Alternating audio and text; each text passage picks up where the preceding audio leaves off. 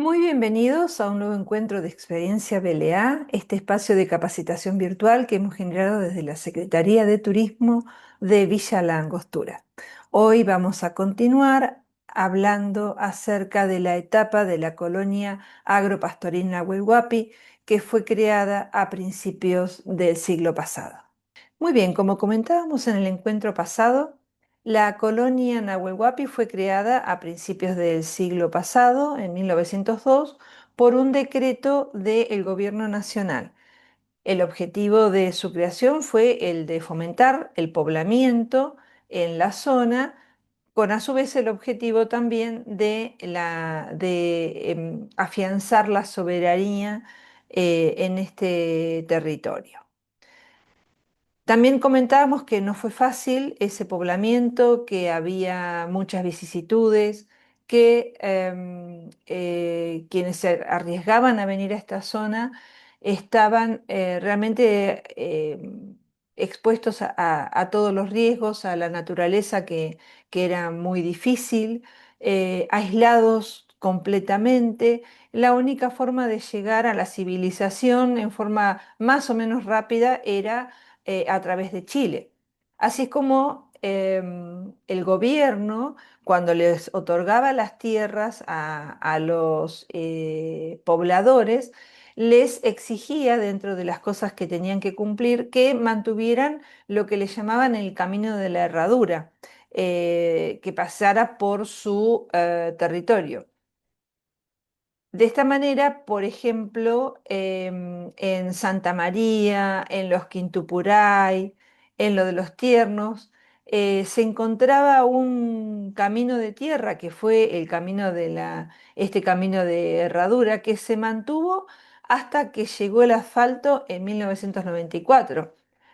Quienes visitaban esta zona antes de que llegara el asfalto, estamos hablando a fines del siglo XX. A quienes visitaban anteriormente, todos tenían que pasar y eran puntos de parada. La famosa hostería Santa María, que era de los Barbayelata, también la hostería de los Tiernos, que estaban un poco más llegando a Villa Langostura. Em, Estaba, por supuesto, el Hotel Correntoso, y antes que el Hotel Correntoso, Capraro había había abierto, por decirlo de alguna manera, en su propia casa la famosa pensión de Doña Rosa, aludiendo al nombre de su esposa.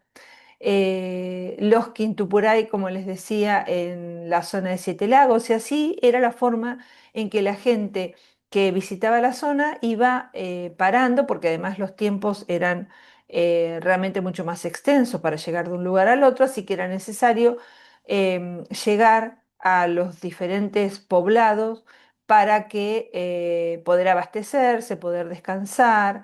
Mencionamos también en el encuentro anterior el almacén de ramos generales y la casa de té y de comidas que tenían Ardiuser y Bowl en Manzano, también sí que la tuvieron, y después Jules, que fue quien les compró, también tuvo la casa de té sobre la Bahía Manzano, en una casa que todavía se mantiene. Hay muchas cosas para hablar de la época de la colonia Nahuel Huapi porque pasaron muchas cosas. Estamos hablando de principio del siglo, estamos hablando de 30 años. En esos 30 años realmente pasaron muchas cosas y a su vez no pasaron tantas como las que quisieran quienes habían venido a poblar el lugar. Yo les comenté, les había hablado de la Chile Argentina, que era la empresa principal que de alguna manera gestionaba todo el comercio en la zona. Y les hablé de que en 1914 se fundió y que le vendió todo su capital, se lo vendió a Capraro, que continuó con el negocio hasta su fallecimiento. En 1914 yo les había dicho que tuvieran presente esa fecha porque era importante, fue un quiebre, fue un antes y un después. Y ustedes seguramente que yo les digo 1914 y lo primero que les viene a la mente es la Primera Guerra Mundial. Y es verdad, la Primera Guerra Mundial fue muy importante porque si bien no estuvimos involucrados directamente, obviamente que afectó al comercio. Entonces, no solamente al comercio de lo que exportábamos desde acá, sino también al aprovisionamiento, porque como les comenté también, la Chile Argentina tenía como principal punto de abastecimiento el puerto de Hamburgo en Alemania, que llegaban a Chile y de allí proveían a toda la zona de artículos y bienes que acá obviamente no se conseguían. Entonces, por un lado, es verdad que la guerra fue un punto de inflexión, pero ¿saben qué otra cosa pasó también en ese mismo año y que fue un antes y un después y fue lo que, a mi entender, y también lo refieren muchos historiadores, fue como el corte al desarrollo de todo, de toda la Patagonia? ¿Y saben qué fue? Fue la apertura del canal de Panamá. ¿Por qué? Porque en 1914 se abre el canal de Panamá y ¿qué es lo que sucede? El canal del sur, todo lo que era Magallanes, esa vida que yo les comentaba que había en toda la Patagonia, cuando tenían que pasar por el estrecho de Magallanes, que había mucha vida en Malvinas, en las islas, que había mucha vida en Tierra del Fuego, que tanto que todas las ciudades que allí estaban asentadas tenían un auge y una pujanza y disponían de barcos que iban y venían, bueno, vapores, había realmente una movida muy importante. eh, bueno, de un momento para otro se frenó todo eso porque ya los barcos no tenían que dar toda esa vuelta, sino que pasaban por el canal de Panamá.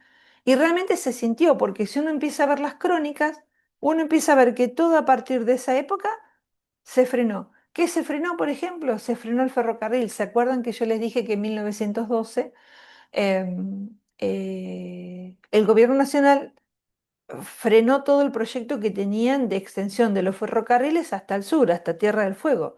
Y ese objetivo estaba fundamentado en toda la vida que había en la costa patagónica y en la zona de Tierra del Fuego, por toda esta vida comercial, que también había empresas, así como estaba la Chile Argentina en esta zona, habían otras empresas que se dedicaban a la exportación de toda la producción lanar, que de pronto se encontraron con que ya no pasaban los buques, ya todos habían comenzado a pasar por el canal de Panamá y, y si lo trasladamos, es quizás un poco forzado lo que voy a decir, pero es la imagen que se me viene a la mente. Si lo trasladamos a como si fuera una persona, es como si a una persona se le quiebra la columna de abajo y que queda de la cintura para abajo o con poca movilidad. Y eso fue lo que pasó. Fue una paralización de toda la vida y pujanza que había hacia esta zona de la Patagonia. Así que a raíz de eso, digamos, o fomentó eso, ayudó eso, a que el gobierno nacional le restara importancia y no le pusiera el apoyo que se necesitaba. Entonces, toda la gente que estaba acá comenzó a hacer esfuerzos propios para tratar de llamar la atención de la provincia, del gobierno nacional. A tal punto que hay quienes dicen que la famosa historia del mito del Nahuelito se le ocurrió a Capraro en una época, y hay fotos, se le ocurrió a Capraro junto con otro grupo de personas acá en Bariloche hacer como una especie de representación emulando al monstruo del lago Ness. Fue aparentemente para un carnaval, que hicieron así como una especie de carroza y que empezaron a hacer correr la idea de que acá había un monstruo parecido al del lago Ness para llamar la atención. Fíjense el punto, ¿no? Y el gobierno nacional había dado algunas tierras, como por ejemplo la de Aaron Anchorena en la isla Victoria, que fue muy importante por el hecho de que Aaron Anchorena fue el que propició, teniendo en cuenta, o sea, la visión que tenían los que tenían en esa época las tierras era, por un lado, el tema del cultivo, vuelvo a repetir, el tema de la, de la concepción de ideas y del paradigma de ideas que había en ese momento. Estaba el tema de la exportación de materias primas, por decir una manera, de los recursos de la carne, de los granos. Por lo tanto, se ponía énfasis en la producción, todo se veía como tierra cultivable y como tierra, digamos, el negocio para ellos era, eh, digamos, era un círculo virtuoso económico donde se tiraban los árboles y los bosques para aprovisionarse de madera para toda la demanda que había en el país y a su vez esa tierra se la utilizaba para cultivar y criar animales. Era un círculo virtuoso. Ya sabemos que después cuando vino Parque se cambió esa concepción, pero en ese momento era como se lo veía. Entonces, Aaron Anchorena, que le había otorgado el gobierno la isla Victoria, tuvo un rol muy importante porque fue como un visionario que en ese momento también imbuido por esto de emular o de parecerse a Estados Unidos y a Europa, digamos a lo que se consideraba la civilización, que venía ya desde la época de la famosa generación del 80, ¿sí? Que se le denominó así a toda esa generación de los primeros presidentes, una vez que se constituyó la Argentina, que querían emular a Europa, querían parecerse a Europa. Igual seguimos en el mismo concepto. Yo no sé si cambió tanto eso. Por ahí tenemos otras referencias, más a Estados Unidos, pero siempre estamos mirando hacia afuera. Pero creo que es una cosa natural del ser humano. No nos pasa solamente a nosotros. No pasó solamente en Argentina.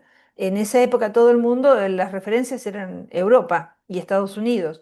Entonces, en cuanto a la arquitectura, en cuanto no se olviden que era la época de la oligarquía porteña, a la cual también Ancha Arena pertenecía, y otras figuras como Bustillo y otros, los Ortiz Basualdo, los García Merú, Sara Madero de María Salas, que ya vamos a ver como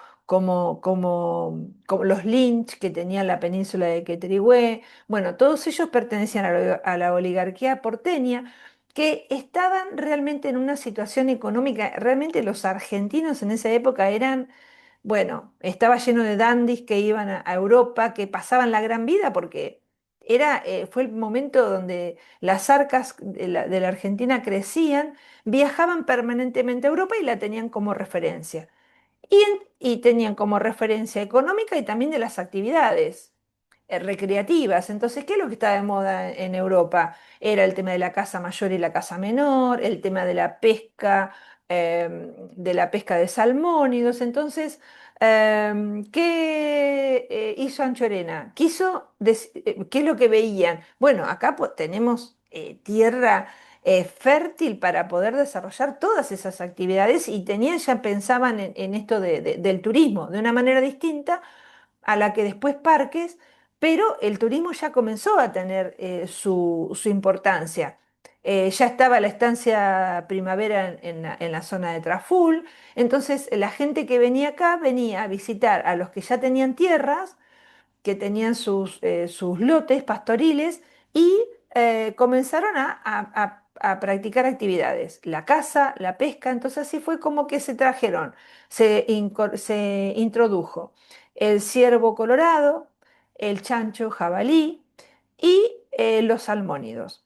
Con respecto al tema de los salmónidos es muy interesante porque Valmigiana cuenta de que, digamos, traer para sembrar alevinos, imagínense en esa época, era bastante complejo mantenerlos. Bueno, parece que los trajeron en tren hasta Neuquén, escuchen esto, ¿no? Los trajeron hasta Neuquén en tren y después con un carro lo fueron trayendo todo por la región sur hasta que llegaron acá. Y parece que hubo muy poca pérdida, que la mayoría llegaron bien y vivos. Y así fue como se sembró, como se dice en la jerga de la pesca deportiva, se sembraron alevinos en todos los ríos y lagos y después se empezó a reproducir.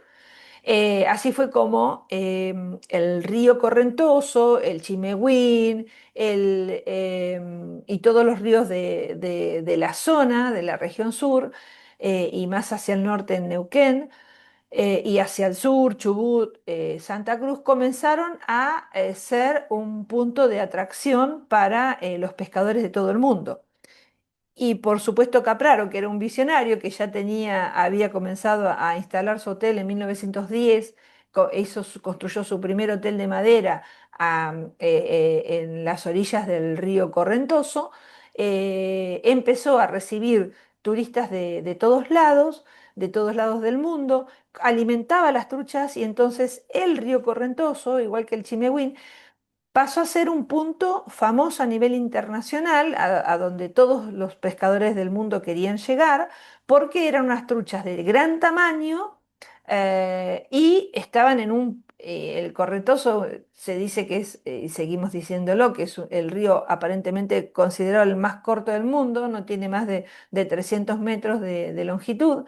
Y la facilidad que se tiene de acceder, bueno, era realmente la panacea de todos los pescadores. Y así fue como el Hotel Correntoso durante décadas y décadas, después lo retomó y hoy sigue siendo también una referencia, fue el punto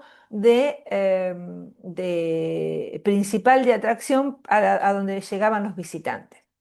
Entonces, con respecto al desarrollo del turismo en esa época, estaba el Vapor El Cóndor, estaba el Cachirulo famoso o el Nahuel Huapi II, que era de Capraro. Estamos hablando de la década del 10 hasta la del 34, ¿no? Que llegó Parques. Ahí comenzó, hay folletos todavía que se preservan en que Capraro fomentaba la llegada de los turistas y cómo funcionaba. Los iban a buscar a Bariloche, que en ese tiempo todavía no había llegado el ferrocarril en el 34, así que de Neuquén venían por tierra, con automóviles y a Bariloche, que había ya una huella que se había hecho desde Neuquén. Iba todo por lo que es ahora la región sur, que después quedó desplazada, pero en ese momento era la forma de llegar por tierra a la zona de Bariloche. Llegaban a Bariloche y ahí los esperaba el Cóndor o el Nahuel Huapi II, que los llevaba al Hotel Correntoso. Y después del Hotel Correntoso le hacían excursiones a otros lados, con barcos más pequeños. Así como, por ejemplo, era famosa la excursión al Brazo Última Esperanza, que lo llevaban, le ponían todo el servicio, con mesa, bueno, con mozos. Hay fotos de que el Brazo Última Esperanza era una de las excursiones más habituales que ofrecía el Hotel Correntoso. Estamos hablando de la época que estaba Primo Capraro con vida. Después a él lo sucedió su hijo, Francisco Capraro, que también tuvo durante muchos años el hotel y siguió lo mejoró en la época de Parques con créditos que ofrecía Parques Nacionales para justamente desarrollar infraestructura de turismo, y durante años siguió siendo el Correntoso una referencia. Después quedó un tiempo, unas décadas abandonadas, hasta que a principios de este siglo, en 2003 si no me equivoco, los actuales dueños lo compraron, lo reformaron, lo ayornaron y lo pusieron, digamos, en el tope de gama de los hoteles de la zona. Y ahora volvió a ser, sin duda alguna, una referencia a nivel internacional el Hotel Correntoso, por el lugar donde está emplazado y por los servicios que ofrece y la calidad de todo su entorno, ¿no es cierto? Bien, entonces muy importante fue el tema de la introducción de estas especies animales que fueron los primeros motivadores o atractivos que tenía la zona, ¿sí? Para desarrollar el turismo. Como les decía, y vuelvo a insistir, que no había mucha comunicación, tanto en Marimón, en su libro Pioneros del Nahuel Huapi, y luego Leonard Ardusser, en el libro que publicó años después su hijo Jorge, que le denominó Dos Suizos en el Nahuel Huapi, en esos dos libros uno puede inferir cómo era la vida en esta zona. Eh, Básicamente estaban dependiendo de Chile. Era muy poca los caminos que había en este lugar. Se pasaba a Chile, tanto con el barco El Cóndor como yo les comenté, que era el principal medio de transporte en el lago. Este barco que hicieron la proeza en su momento a fines de 1800, que lo trajeron desarmado cruzando la cordillera y que lo armó Muhlenford, ¿sí? Y que fue el barco principal que navegó en la Guapi. Quiero hacer extenderme un poquitito en esto del cóndor, porque uno dice, ah, lo trajeron desarmado, pero ¿ustedes se imaginan lo que era en esa época y lo que sería ahora traer desarmado un barco? Yo cuando empecé a escuchar esa historia dije, pero cómo se les ocurrió a alguien trasladar un barco desarmado y armarlo de este lado? Bueno, yo les cuento. La respuesta la encontré o entendí cómo era que a alguien se lo podía haber cruzado por la cabeza hacer eso. La respuesta la tuve viendo uno, nuevamente refiero a estos programas de Al Sur del Mundo. Viendo uno de ellos me di cuenta y entendí cómo es que se les ocurre hacer eso. Bueno, les cuento, sigue habiendo, hay una práctica cultural en Chile que la siguen manteniendo, que se llaman las famosas mingas. ¿En qué consisten las mingas? Bueno, las mingas consisten en que se junta una comunidad o se junta un grupo de personas y que principalmente valiéndose de rollizos de madera o logrando haciendo que floten en los lagos, son capaces de trasladar casas, iglesias, lo que sea, ellos los hacen móvil y lo pueden trasladar. Eso se llaman las mingas. En su momento lo hacían tirando con bueyes. Y en la actualidad lo siguen haciendo, pero por ahí con tractores, con otro tipo de vehículos. Pero el concepto de la minga sigue estando. A tal punto que en otro programa más actual de Chile, encontré un capítulo que se llama La fiesta del pescado frito. ¿Y en qué consiste? Relataba la fiesta del pescado frito, que se da en Puerto Cisne, que está al sur de Chile.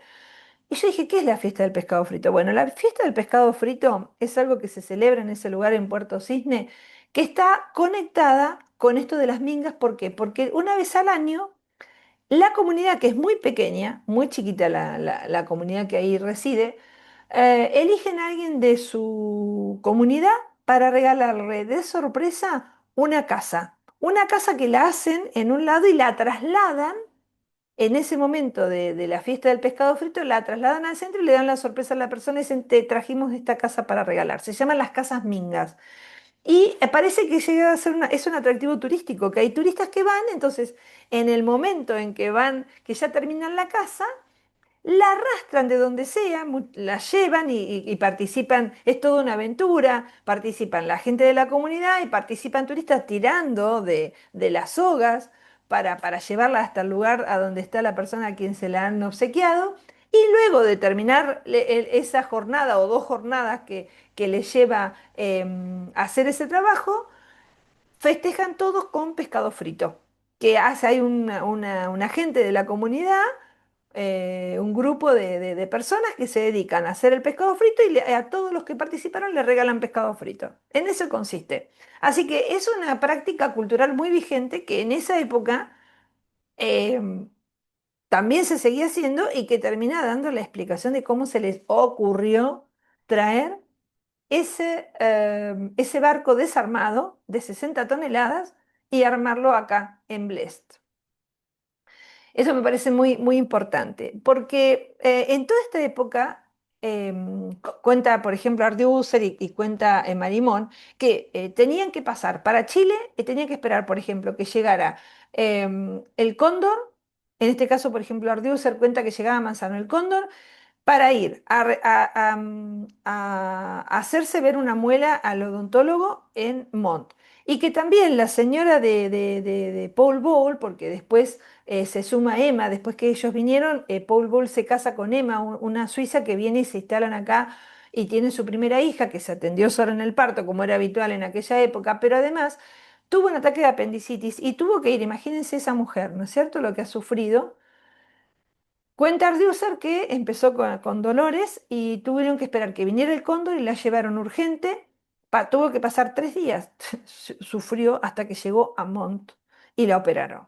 Tuvo que esperar que pasara el cóndor, que llegara a Bles. De Bles tuvieron que ir a Casapangue, a Peulla, de ahí pasar todo el lago, del lago de Todos los Santos navegando, llegar a Yanquihue y de Yanquihue a Mont. Y ahí lo operaron.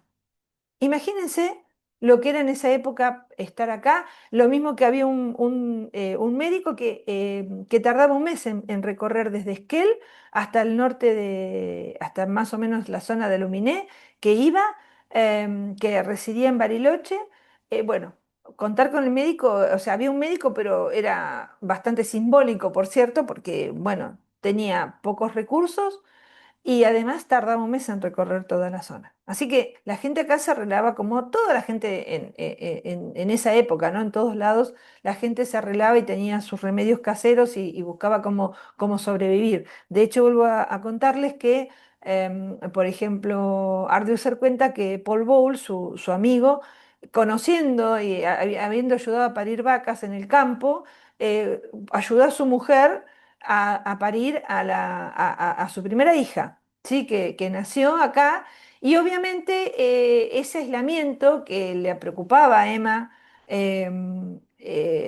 por sentirse tan desprotegida, fue lo que lo llevó a que en el 21 decidieran irse a San Andrés de Giles le vendieron a Jules este lugar, Bahía Manzano, Puerto Manzano, les vendieron con mucha tristeza, relata. Realmente uno siente la tristeza que tenían de tener que irse porque era el paraíso que habían logrado comprar cuando llegan en el 13. Está relatado todo eso en los audiolibros y en el libro. Relata Leonard Arducer que cuando llegaron en el 13 a Bahía Manzano, no podían creer, sentían que habían llegado a su paraíso, era un lugar soñado en el que iban a vivir. Pero a raíz de esta situación de sentirse tan aislados, Emma y Paul decidieron irse y bueno, con ellos se fue Leonard porque eran socios y amigos, se fueron a San Andrés de Giles en el 21, pero en el 25 no se adaptaron a la provincia de Buenos Aires. Imagínense de acá ir a la provincia de Buenos Aires, no se adaptaron y lograron volver como administradores a la estancia de los Ortiz Basualdo, que le llamaban, era una estancia modelo, la estancia Far West le llamaban, y ahí estuvieron del 25, no, del 21. No, volvieron en el 22 y hasta el 25 que se volvieron a Suiza. Estuvieron ahí en la estancia Far West y también en ese libro relatan cómo era la vida ahí en la estancia. Ya habían comenzado a desarrollarse, en realidad estaban desde antes, la colonia suiza estaban desde antes porque Paul Bol cuenta que y Arducer cuenta que cuando llegaron a Bariloche en el 13 para venir a tomar posesión de la estancia Manzano, cuenta que en las calles de Bariloche se habían encontrado con los hermanos Goye, que eran los que estaban ya en Colonia Suiza, así que había mucha conexión y se celebraban muchas fiestas familiares y bautizos, etcétera, tanto en Colonia Suiza como en el centro de Bariloche, que allá estaba, ahí en Bariloche estaba Frei, Emilio Frei, que fue después presidente de Parques Nacionales también y era el referente de tierras y colonias en esta etapa, que también era de origen suizo. Así que bueno, había así como una comunidad centroeuropea, principalmente de suizos, que estaban instalados en diferentes zonas. Entonces, Ardiuser y Boll estuvieron su último tiempo como encargados en la estancia Far West, que era una estancia modelo de ganadería y de siembra que tenían los Ortiz Basualdo, que después aparentemente eso se dejó sin efecto y ya no se continuó con esa producción, porque bueno, pocos años después llega Parques Nacionales. También cuenta Marimón que para ir, por ejemplo, a Buenos Aires, les era más fácil cruzar acá a Puyehue, que había varias familias ya instaladas, iban pasando a diferentes lugares de Chile y llegaban hasta Santiago, y de Santiago tomaban el tren que los llevaba, cruzaba la cordillera y que cruzaba Mendoza. Fíjense, estábamos mejor comunicados con el tema ferrocarril en esa época porque ahora quedó sin efecto la vía de Mendoza. Así que en esa época se pasaba por Mendoza y se iban a Buenos Aires. Así cuenta Marimón que durante un año o dos estuvieron en Buenos Aires en la casa de los abuelos porque su papá los había llevado para que pudieran estudiar allá. Después se volvió. Marimón volvió y estuvo con su mamá y sus hijas. Bueno, también es un libro que también está hecho audiolibro y que lo pueden leer. Es muy, muy interesante para conocer la historia de toda la zona y la vida diaria.